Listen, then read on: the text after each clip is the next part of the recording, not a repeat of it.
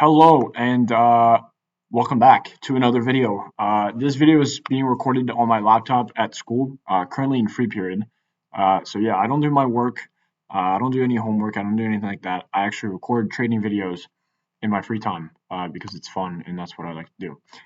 Moving on from that, today, actually no, yesterday I posted a video on my YouTube. If you guys haven't followed, please go follow. There's a lot of information there, lots of things to keep up with. And I talked about the quarterly theory that I just recently started using, and today was a perfect, I guess, a perfect understanding of what happened. So let's move to the daily, just to get a better understanding of what actually happened today, or what was supposedly supposed to happen today. So today my bias was bullish. But actually my whole week, if we actually go to the weekly, is bias or bullish, and it's bullish to these highs right here. Okay, and the first bias was this previous like swing high right here, the one I'm highlighting right here. That was our first bias, and the second bias, which would be to take out the lows or the highs and to then go to the low, would be this swing high right here. So on the daily, it's okay. Why is my thing lagging? Like I like really need this. So as you can see today, we took this out, and we actually took this out pre-market. And I watched this live, and I called it in my notes that we that we would have a silver bullet, right? Because this was the daily swing high, is that the high I was just talking about, and we actually took it out pre-market, and I said right under it, silver bullet incoming. And you can already see what happened during the day. Let's jump to the 1 hour, just so we're a little more familiar. The 1 hour, what we had was we had kind of this run up here, okay, and we had the previous day highs, which were here. I'm pretty sure I have that marked out here.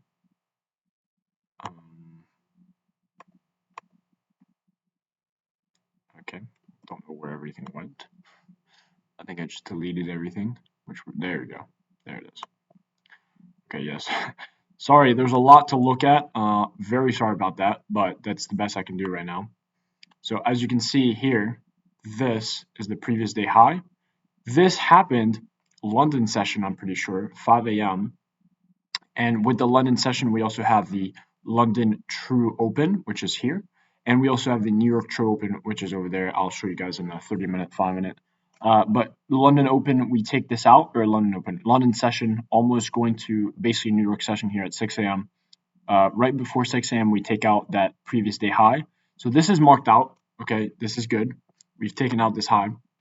And so now the next bias is what? This daily swing high, right?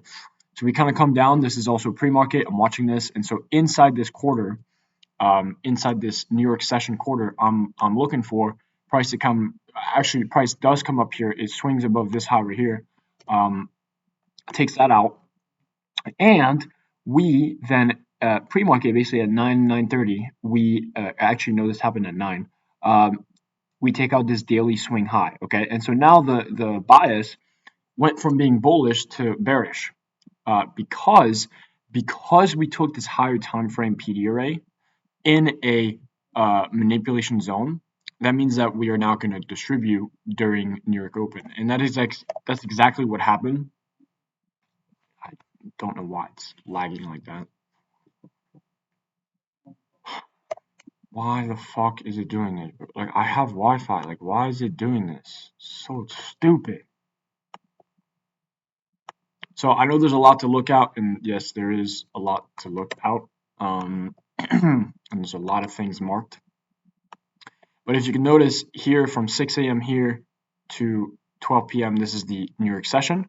In this New York session, I drew the accumulation, manipulation, distribution, continuation, reversal, quarterly cycles. And as you can see in this first cycle, okay, we have a accumulation. This, I don't really care about this one because this is it's like a reversal, and then we have the manipulation above the highs, right? And this was, I had it marked out, as you guys can see. The manipulation was above, what the fuck was above the these highs up here, London highs, okay? And so that was the manipulation all the way up to this daily swing high that was up here. And so then the distribution would be looking for a low. And the nearest low I had was the London low, right? Because we basically always target that. And I was like, it would be very realistic for us to take this daily swing high, which is a very, very high like time frame, and to come down and to hit this London low. And I realized a little later that there was actually like a 4-hour order or fair value gap here that we actually came down into, but my trade was just all the way to the London low. Didn't really know there was a fair value gap here until I marked it out. But this fair value gap will play a big play. And so what I said, as you can see in the notes here, right? This, as you can see, was the setup first. You can clearly see the lines without anything. Manipulation, right? Where this is the red zone right here. So this is manipulation, and we get manipulated up, take out this this swing high, this buy side, if you will. Then here we almost take out the daily swing high, and that's how I know this candle is going to go all the way up here. It's going to create more candles to take out that swing high, which is exactly what happened. And so I was correct about that. It took it out, and so it was like, okay, well, we have all this engineered liquidity up here. What's somewhere that's under true open that we can then go sweep and then start buying? The only one I saw was obviously New York Open, but what was the one that we really wanted? It was the London because it was under London True Open, it was under New York True Open, and it was the London low, and that is usually liquidity that we target most of the time. So market open right here, 9:30, boom. We just swept that by a tick, closed under. We started dumping, and so that's when I said, "There's a silver bullet incoming," and that's exactly what happened. We're down to the 5-minute. Stop fucking lagging! Jesus Christ, my computer. And so this is perfect because what happens? We're manipulating, and then we have distribution, and this whole box of distribution delivered perfectly. Like, just look at this. Manipulation kind of goes over a little bit, and then just in this cycle, distribution, silver bullet at 10 a.m. Perfectly caught that all the way down. Why did that just get deleted? I'm so confused. There we go. So now, how did I get into the silver bullet? So I was watching this price action drop live in class, distribution. I was like, okay, it's going to go down to London True Open. We had this reaction of the London True Open. We closed above it, and we kind of just traded back up into this 1 hour or 5-minute fair value gap here. Don't think there was a 1 hour, unless that's like one. No, I don't think there was. I truly don't know what's going on. It's not supposed to do this at all. No, there's not. Okay, so there's probably just 5 minutes, because that's what I marked it on. 5-minute fair value gap here, as you can see. Put it here. Okay. Take this out. Just what the fuck is going on with my laptop? Jesus Christ. Then you draw your fib. Okay, and this basically the fair value gap fib. Don't know why the fair value gap itself is in the wrong spot. Okay, that's not even it. Here we go. Then you draw your fib, and then you drag it out, and you can notice that the consequent encroachment of this 5-minute fair value gap is right around here. That's the perfect idea for a silver bullet, is for us to trade in and then trade into this institutional order flow to go bullish, even though we're bearish, and we would enter off the consequent encroachment. Listen, guys, if the price doesn't come to the consequent encroachment, you don't take that trade. I think it's that simple to explain. If price ended up like reversing right here, where I'm pointing right here, that you wouldn't take a trade. Even though it would have been a perfect trade and still good entry, you would not take a trade. Because that's not silver bullet. That's not the model that ICT teaches.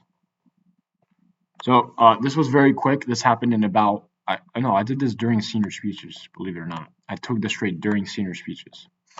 So that shows the dedication, man.